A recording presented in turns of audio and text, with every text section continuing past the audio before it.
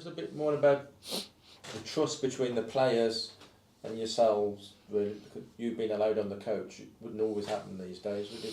I don't think that ever happens down home. You know, reported on the coach. It might happen in odd occasions, but at that time, I mean, it was a regular occurrence. There was always before me. It had been Jeff Farmer, and then Ray Matts.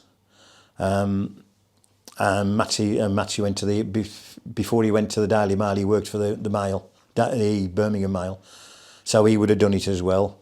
It was just a case of ringing up Alan Everest and asking if you could travel with the team, and invariably Mr. Everest would say yes. And the one thing he always said, he always knew. Matty told me when I first started, and I didn't really need to be told, but just to reiterate, what you hear on the coach stays on the coach. Yeah.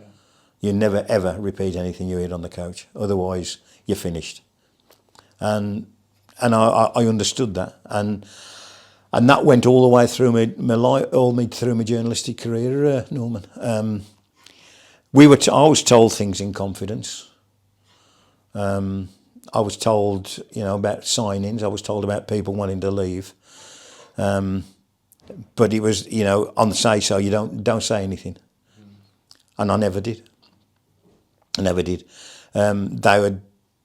Some of the players would, if we were doing a column or I was doing a report with them, sort of a feature for the Argus, and they'd tell me things that were, going on at the club, and I like to think that they knew they could tell me and it would never be divulged, and I never did. I mean, if I wanted to, I could have got some cracking stories out of it, but I'd have never spoke to the players again. They would never have spoken to me again. Yeah. My job would have been completely useless. I couldn't have done it. So you always had that trust, and the players knew that. So the trust went both ways. I trusted them, and they trusted me. Mm-hmm. And that's how it should be. You have to remember that when we were working, when we were doing our match reports, if we were talking to anybody after the game, it wasn't in a media suite. It was on a pavement. We'd wait outside for them, or we'd wait outside the dressing room when there was fans about, mingling all about. I said, so that's the way, you had to sort of deal with that. If you wanted to speak to a player about something specific, invariably you got the telephone number, and you'd say, what time can I give you a ring on a Sunday? Yeah, tea time. And that'd be it. You'd be able to do it that way. But we never had there was never any need for a press officer or a media man to sit with you to make sure that the player said the right things, because the players did say the right things and they knew they could trust us. So why do you think that trust broke down? One or two people did break the trust. One instance in particular, I don't want to mention any names, but we came back from a game, and Albin had a particularly bad time in front of goal, and somebody came down the coach and said, all right lads, everybody in tomorrow. That was Sunday. Everybody in at 11 o'clock tomorrow. And they was, what? And then he said, but I heard the person say, don't worry, it's only for a chat and a soak in the bath. Just talk about today. And so I took no notice of it. And then one of the papers came out with a thing of saying that Johnny Giles had ordered the team in for extra shooting practice.